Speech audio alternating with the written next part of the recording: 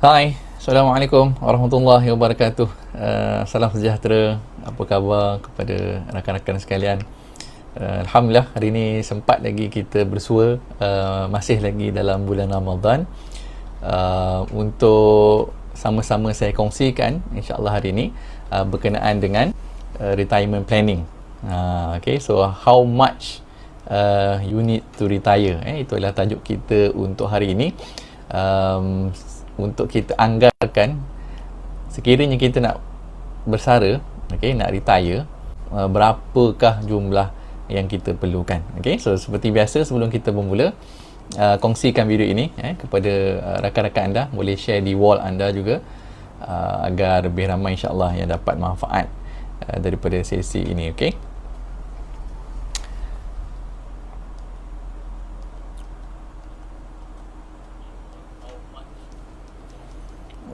okay. So tanpa meninggalkan masa, mari kita mulakan sesi kita. Sekali lagi, Assalamualaikum warahmatullahi wabarakatuh. Salam sejahtera, selamat menyambut bulan Ramadan kepada semua umat Islam. Tajuk kita pada hari ini adalah berkenaan dengan retirement planning.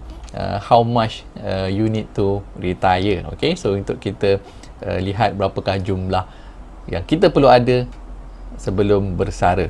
Okay, mungkin ada yang first time jumpa saya, izinkan saya memperkenalkan diri terlebih dahulu. Nama saya Ahmad Arif bin Zulkifli, merupakan lulusan ijazah sarjana muda dalam bidang civil engineering dari UiTM, dan untuk professional qualification saya memiliki syariah registered financial planner daripada MFPC, dan currently bersama dengan Phillip Capital Management sebagai senior MR1. Okay, dan juga sebagai sedikit disclaimer sebelum kita bermula. Okay, so sesi ini this is not an investment advice. This is not a financial planning advice, and this is not a buy or sell call. No recommendation of any investment is given in this session.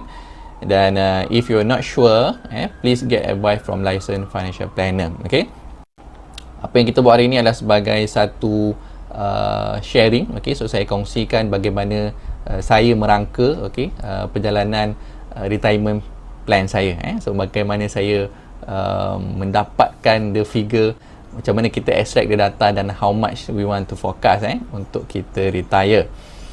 Okay, so currently news yang ada di berlega-lega di media, di akhbar, adalah berkenaan dengan persaraan yang tidak cukup. Okay, so seperti salah satu akhbar di berita harian pada bulan Februari hari itu, 71 pencarum KWSP tidak cukup wang untuk bersara. Ini adalah statement daripada Prime Minister, daripada Perdana Menteri. Kemudian satu lagi artikel daripada Sina, hidup miskin selepas bersara. Okay, so ini adalah realiti yang sedang berlaku abad ini, fasa zaman sekarang, apabila dana persaraan tidak cukup. So this is not mungkin bukan isu besar tahun-tahun, mungkin dekad dahulu, tapi dekad ini, inilah masalahnya. Ada 71 pencarum, 71%. So hanya berapa persen saja yang boleh bersara ataupun cukup wang persaraan mereka. Alright, so satu, kita dah tahu ramai orang, majoritinya tidak mempunyai dana persaraan yang cukup. Okay, so itu yang saya ingin kongsikan pada hari ini. Bagaimana kita nak tahu, yang pertama, berapa banyak yang kita perlukan untuk bersara. How much do we need to retire? Mungkin ada yang sebelum ni ada anggaran, okay lah, saya ada 1 juta, mungkin cukup kot, mungkin cukup, saya nak bersara dengan 1 juta. Ada orang mungkin kata, saya agak-agak mungkin saya perlukan 2 juta. Okay, so agak-agak. So apa yang kita nak buat hari ni lah untuk kita cari anggaran yang lebih accurate. Mungkin tak 100% accurate, tapi yang sehampir tepat lah, ataupun sehampir accurate semungkin yang boleh. Itu yang kita nak buat hari ni. Saya nak share hari ni. Berapa banyak yang perlu untuk kita bersara. Mungkin juga ada yang sebelum ni kata 240,000 cukup lah kot untuk bersara. Sebab KWSP tetapkan minimum simpanan ketika umur 55 tahun adalah 240,000. Mungkin cukup lah kot, saya nak ada 240,000 dah, so nak retire lah umur 55. Okay. So anggaran yang dibuat oleh KWSP, macam mana dia dapat figure 240,000 adalah berdasarkan, kalau nampak kat sini, dia ambil yang ni as of Januari 2019, angka 240,000 ni adalah berdasarkan expenses kita 1,000 sebulan. Okay, so maknanya orang yang berbelanja 1,000 sebulan, daripada umur dia 55 sehingga 75. Okay, so 75 tu ialah anggaran jangka hayat rakyat Malaysia, yang average adalah 75 tahun. So kalau dia retire daripada umur 55 sampai 75, every month dia spend 1,000 saja. Makan dia, kereta ke, nak pergi transport, nak pergi jalan, 1,000 sebulan, maka cukup lah 240,000 tadi. Okay, so tapi adakah anda cukup dengan 1,000 sebulan? Okay, so itulah persoalannya. Mengikut individu berbeza berapa yang dia perlukan untuk setiap bulan. Diorang mungkin 1,000 cukup, diorang mungkin nak 5,000 sebulan, diorang mungkin kena 10,000 juga setiap bulan. Itulah yang kita cuba untuk dapatkan the figure berapa sebenarnya yang kita perlukan setiap bulan. Okay, so kalau 1,000 cukup, then sesi ini mungkin tak sesuai untuk anda lah. So anda yang mungkin nak 1,000 tak cukup saya, mungkin saya kena lebih. Kalau daripada belanjawanku, ini dikeluarkan oleh Universiti Malaya, anggaran belanjawan yang diperlukan untuk pasangan warga emas. Okey, ini dikeluarkan oleh Universiti Malaya. Dia ada revision dulu sebelum ni RM3,090 sebulan, tapi yang latest lebih kurang 3,200, 3210, RM3,210 setiap bulan. So ini anggaran bagi pasangan warga emas. So expense dia kat sini kita boleh nampak apa yang digunakan, untuk makan 850, tempat tinggal 700, kesihatan dan lain-lain lah. So kalau anda punya belanjawan adalah banyak ni sahaja, anda boleh cukup dengan RM850, pengangkutan 500, ataupun kesihatan 130. So ini sesuai untuk anda, RM3,000 sebulan selepas bersara. Tapi kalau anda mungkin lepas bersara, no, saya nak buat lebih lagi, so saya mungkin setiap 5 tahun nak tukar kereta baru lepas retire kan. So nak kereta selesa sikit lah. So kalau nak jalan jauh tu taklah sakit-sakit badan, umur dah 60-70. Kemudian mungkin juga saya ada nak contribute setiap bulan, mungkin berapa persen daripada income saya untuk sedekah, untuk infak, untuk ma'at hafiz ke, untuk dakwah ke, untuk surau ke, masjid. So apa-apa saja, yang penting saya nak allocate untuk akhirat. Okay, so itu perlukan juga kepada wang. Okay, atau juga mungkin saya every 3 months saya nak pergi travel. So kalau setiap 3 bulan sekali saya nak pergi travel, sama ada dalam atau luar negara lah. Mungkin luar negara setahun sekali, yang lebih tu dalam negara. So itu juga mungkin tak cukup kalau nak menggunakan figure 3,000 tadi, 200. So untuk anda yang macam tu mungkin kena lebih lah daripada minimum benchmark yang belanjawanku sediakan ni. Ini sebagai guideline sahaja. Alright. Kemudian life expectancy, okay, jangka hayat, average jangka hayat umur rakyat Malaysia ketika ini sekitar 73. 73 ni waktu tahun 2021. So waktu COVID hari tu ada penurunan sikit. Sebelum ni average lebih kurang 74 atau 75 tahun. Okay. Tapi kalau kita lihat kepada negara-negara maju, negara maju seperti di UK, di Belanda, Finland, Ireland, Australia, majoriti mereka life expectancy mereka adalah lebih daripada 80 tahun. So umur average penduduk di sana lebih daripada 80 tahun. Ada yang sampai 84, 83, 82 dan lain-lain lah. Tapi maknanya ada beza banyak Malaysia dengan negara-negara maju. Dan kita sebenarnya negara Malaysia sedang ke arah ataupun fasa menuju ke negara maju lah. So kita mungkin boleh expect in the next 20 ataupun 30 years, kita mungkin akan on the par lah, sama dengan negara-negara maju, yang mana kita punya healthcare system lebih baik, kita mempunyai perubatan, ubat-ubat yang lebih lebih baik daripada sekarang, penggunaan devices, healthcare devices yang lebih baik dan sebagainya.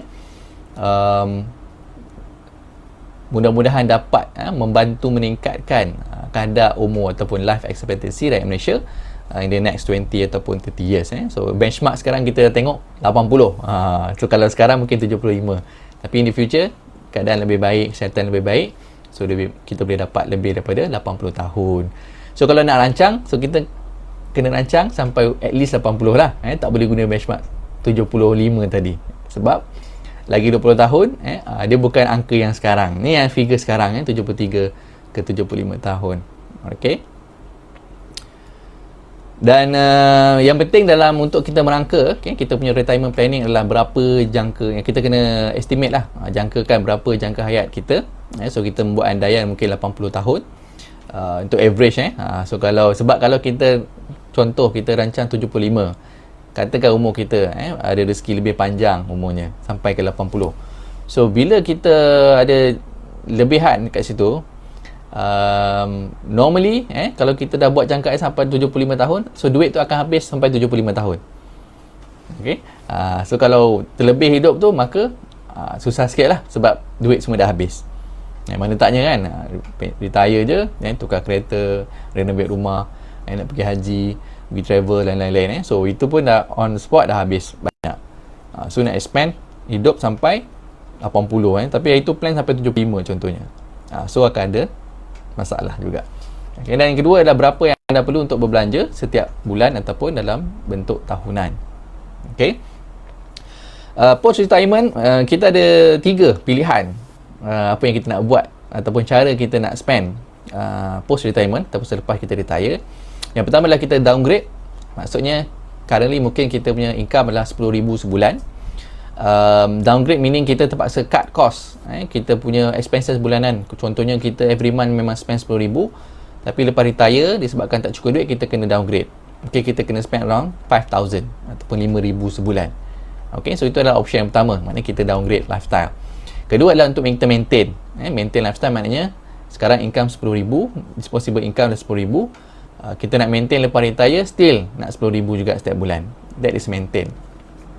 Yang ketiga adalah enhance. Enhance ni maksud dia kita nak upgrade lifestyle. So sebenarnya mungkin income kita 10,000, tapi lepas retire ni, no, this is my time untuk enjoy whatever things yang saya dah kerahkan hidup saya bekerja berpuluh tahun, 20-30 tahun. So now this is my time untuk enjoy life. So itulah enhance, maknanya berbahagia lebih lagi daripada masa dia bekerja. So masa bekerja tu mungkin dia save banyak, dia simpan, dia save, dia invest. So bila retire dia kata dia ada plan nak pergi travel around the world, cross country, guna caravan. Dia punya post retirement plan adalah macam tu, pergi travel around the world. So itu memerlukan planning yang berbeza. Okay. Dan sebelum tengah-tengah hari ni kita main game sikit. Okay, so let's play sedikit game virtual investment consultation tools. Okay, mari kita main game ni. Okay, yang pertama, in your opinion, what will be great to have now? Pada pandangan anda, apakah benda yang best ataupun yang sangat best untuk ada sekarang? Okay, so saya mungkin travel best kalau ada sekarang. Good health, kesihatan yang baik, boleh pergi travel. Kemudian ada mungkin stable job tak ada, RM1,000,000 ataupun freedom, terpulang kepada anda. Okay, so bagi saya kalau ada sekarang ni, yang ini will be great. Okay, right. Of course, would it be great to have all this? Boleh travel, boleh ada kesihatan yang baik, ada RM1,000,000, ada freedom. Okay, best kan kalau ada benda-benda ni. In your opinion, why do you think people invest? Pada pandangan anda, kenapa anda rasa orang melabur? Saya rasa sebab orang tu mungkin nak retire lah, comfortably. Dia nak bersara dengan selesa. Absolutely to retire comfortably. Do you think investment is risk free? Adakah anda rasa pelaburan ni tak ada risiko? Risk free maksudnya tak ada risiko. Saya rasa dia tak ada risiko kot, kan? Are you sure? Okay, adakah anda pasti tak ada risiko? Do you agree that disadvantages of investing are pertama losses, keburukan pelaburan yang pertama adalah kemungkinan mengalami kerugian, sebenarnya ada risiko. Dan yang kedua, dia require investing knowledge. So kalau nak melabur ni perlukan kepada ilmu, kepada pengalaman. Dia bukannya macam kita berjudi, bukan macam gambling. Investing adalah based on facts and figures.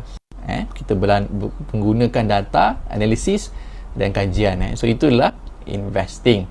So some of the multiple asset classes ataupun jenis-jenis pelaburan yang ada di dunia ni adalah pertama equities, contohnya stocks ataupun unit trust dalam bentuk equities. Kemudian kita juga real estate and tangible asset, benda yang nampak, macam rumah, commercial, ada tanah, real estate. Kemudian ada fixed income seperti bonds, sukuk. Kemudian kita ada juga money markets and cash equivalent macam fixed deposit. Itu adalah bentuk-bentuk pelaburan yang ada di dunia.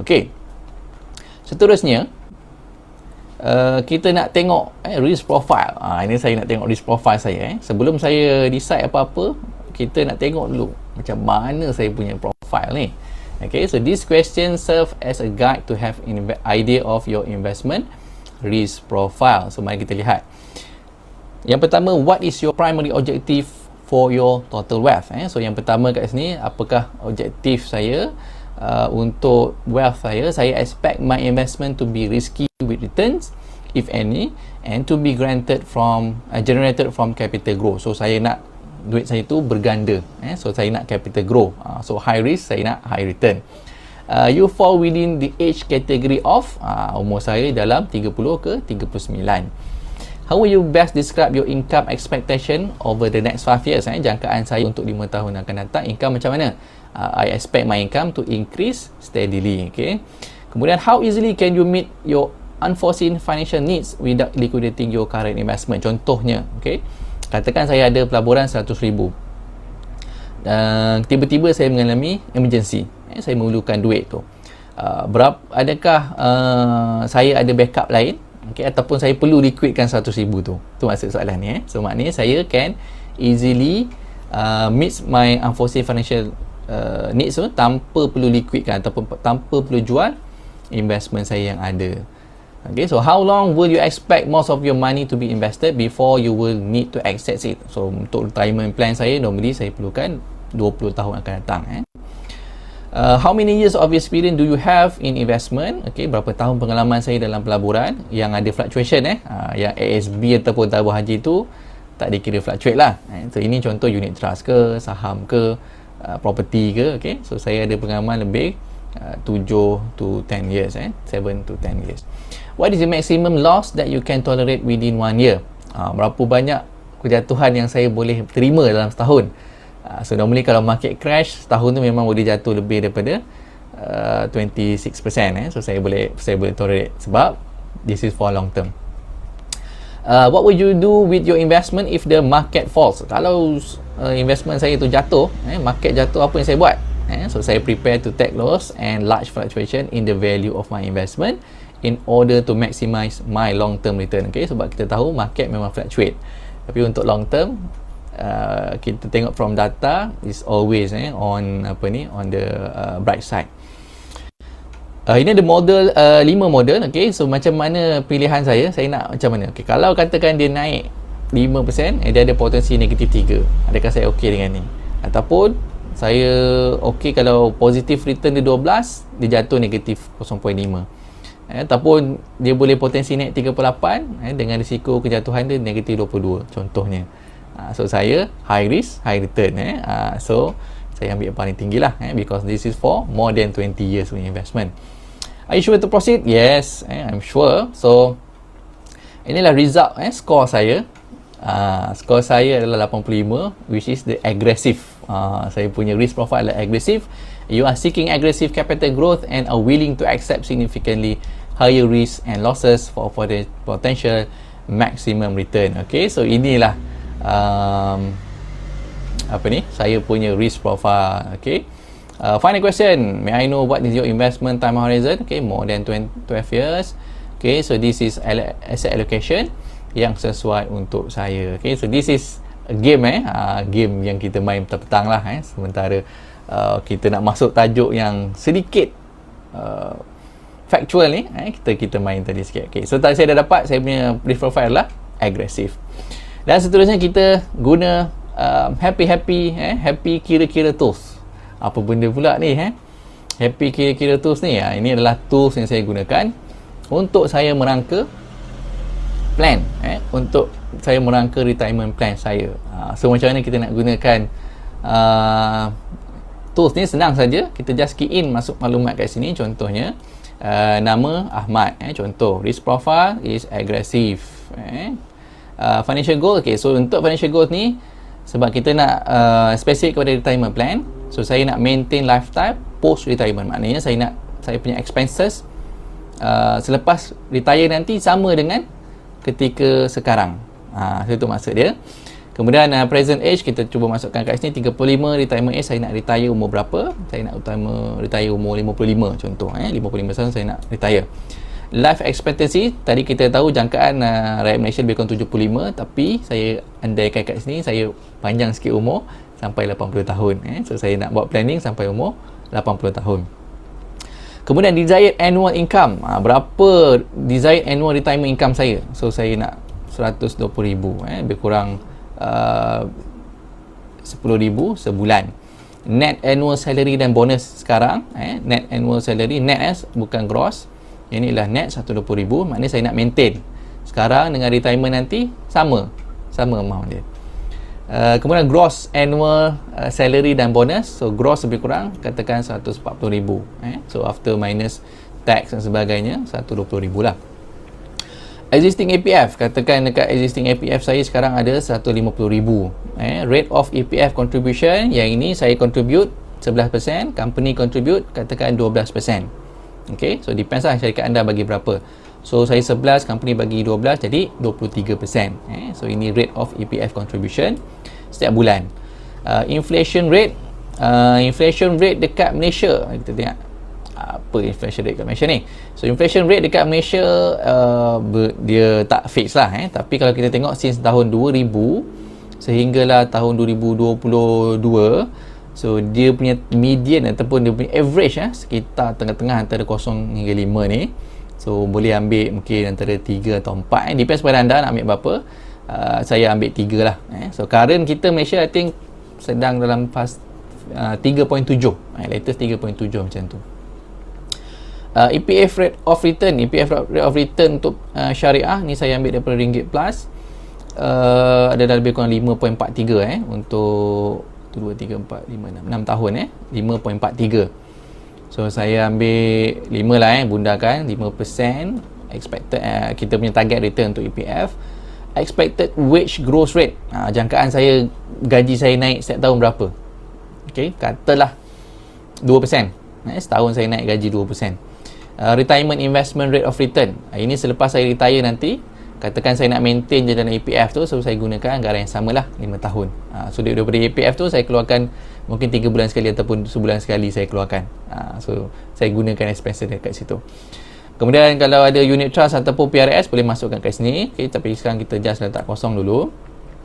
Kemudian berapa investment unit trust ataupun PRS yang ada, and ada investment kalau ada. Okay, investment return yang lain-lain, contohnya saham, mungkin kalau saham lebih kurang 10% lah, 100 pula 10% lebih kurang, 10%. Okay, so in summary, kat bawah ni kita boleh dapat financial goal untuk retirement saya. So desired annual retirement income, maknanya selepas retire saya nak ada income 120,000 setiap tahun ataupun lebih kurang 10,000 setiap bulan. So saya nak maintain saya punya lifestyle. Amount needed for retirement, okay, so figure yang saya perlukan untuk saya bersara adalah 4.3 juta. Okay, so sebelum ni kita ingat 1 juta mungkin boleh, tapi sebenarnya kalau saya nak every month saya spend 10,000 selepas retire, saya perlukan 4.3 juta. Okay, so amount available, ini yang daripada EPF tadi, contribute semua 1.65.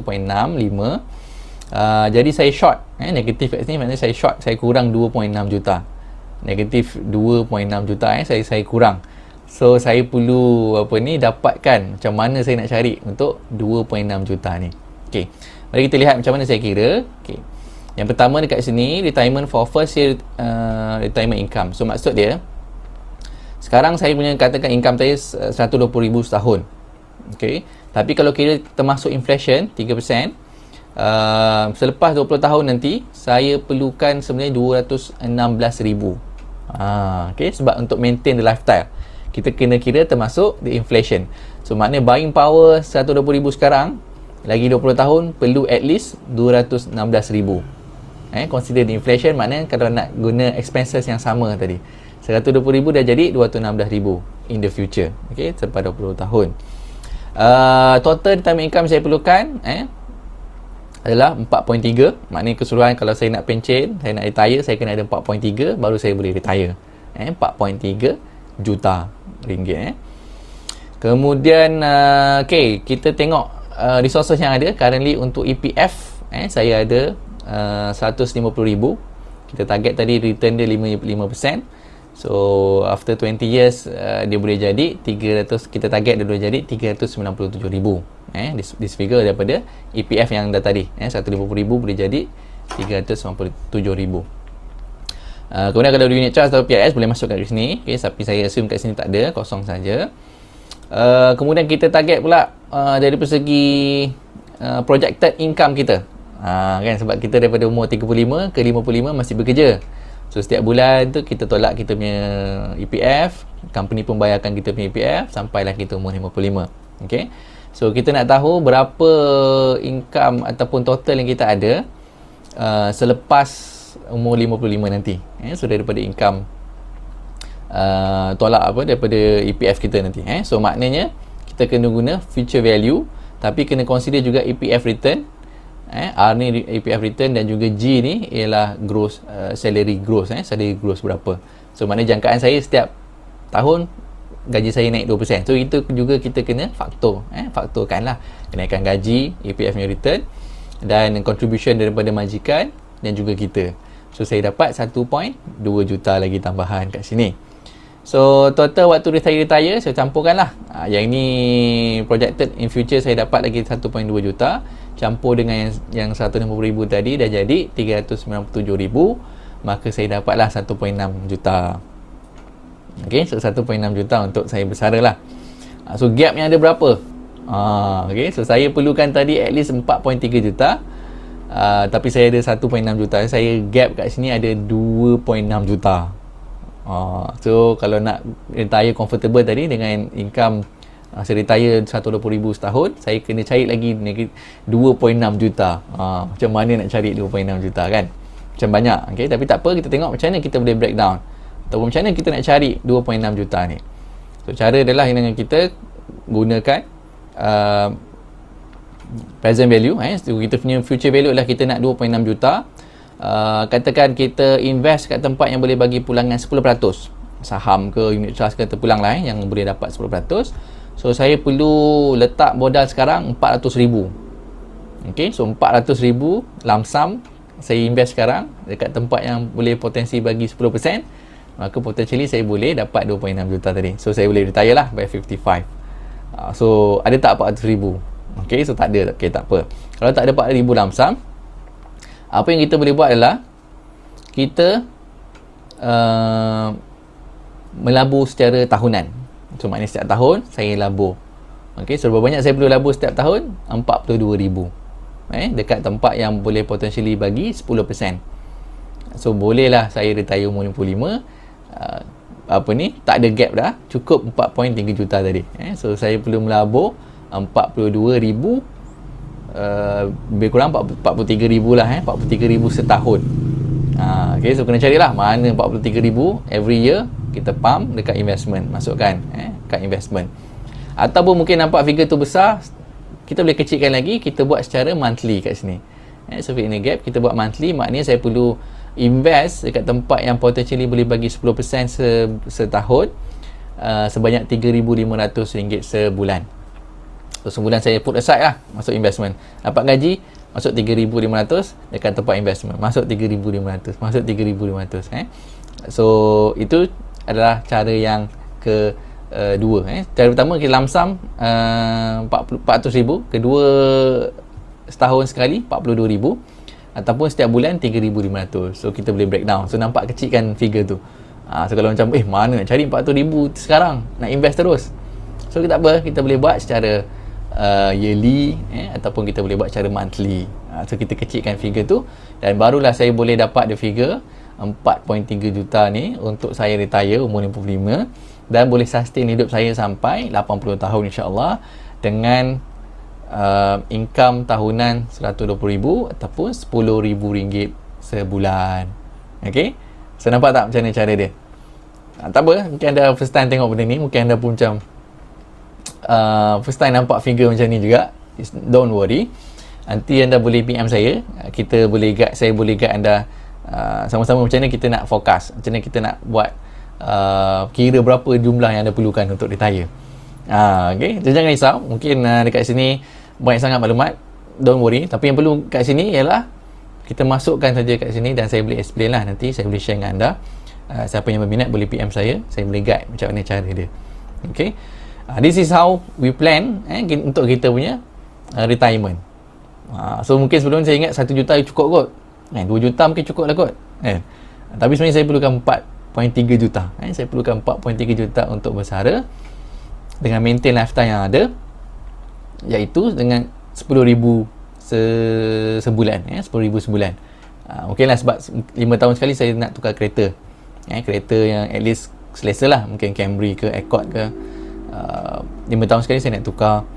Kemudian saya nak travel, saya nak pergi overseas mungkin setahun sekali, 3 tempat dalam Malaysia setahun.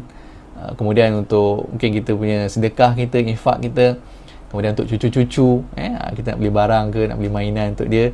Kemudian kita punya sendiri dari segi makanan, kita nak bagi makanan, ada suplemen, makanan yang sihat, mungkin nak ada gym, so benda tu semua perlukan kepada cost. So that's why kita kena plan. So berapa banyak kita rasa comfortable. So kalau you okay dengan 5,000 sebulan, it's okay. Kalau anda rasa 10,000 tak cukup, kita kena buat berapa yang rasa cukup. Mungkin orang maintain gaji dia 20,000, dia nak maintain 20,000. So how much he needs untuk maintain the lifestyle macam tu. So it's all needs apa? Kepada planning, dan juga kepada monitoring. So kita plan, kita execute, dan kita monitor selepas tu. Okay, tapi jangan risau, mungkin ada yang first time nampak bela-bela, jangan risau, anda boleh PM saya. Saya insyaAllah saya boleh share, saya boleh guide anda macam mana kita nak plan for your retirement insyaAllah. Dan saya rasa sampai sini saja sesi kita untuk perkongsian saya hari ini, bagaimana kita merancang ataupun kita merangka retirement plan kita. Harapnya dapat memberi manfaat kepada anda dan dapat membuka dan memberikan idea baru kepada yang mungkin sebelum ni tak pernah fikir, tak pernah terfikir. Hari ni baru start nampak the figure dan start berfikir, dan start merancang insyaAllah. Okay, dan kepada anda yang dah share this video, thank you so much. Kepada yang belum share, please klik button share, kongsikan kepada office mate kita, kepada keluarga kita, kawan-kawan kita, supaya mereka juga boleh start plan for retirement. Jangan just follow the flow je. Takut nanti umur 70 duit habis, kena pergi kerja balik. Umur 70 nak pergi kerja lagi ke?